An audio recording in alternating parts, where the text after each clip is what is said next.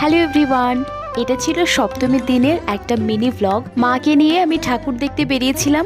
বাবা ডিউটিতে ছিল, আমরা বেরোবো শুনে বাবা একটু এগিয়ে দিতে এসেছে।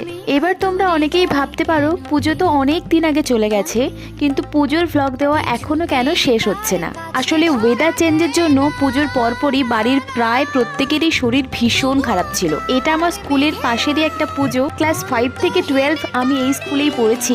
কত স্মৃতি, কতগুলো বছর আমি এখানে কাটিয়েছি। আজ স্কুলটাকে দেখে ভীষণ নস্টালজিক লাগছিল। যাই হোক, যেটা বলছিলাম, বাড়ির প্রত্যেকেরই শরীর খারাপ ছিল, সাথে আমারও শরীরটা ভীষণ খারাপ ছিল।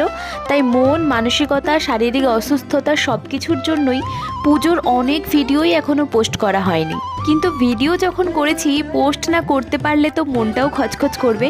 তাই ভাবছি পুজো শেষ হয়েছে তো কি হয়েছে, পুজোর মরশুম তো এখনো শেষ হয়নি। তাই ভিডিওগুলো আস্তে আস্তে আমি পোস্ট করব, আশা রাখছি তোমরা দেখবে।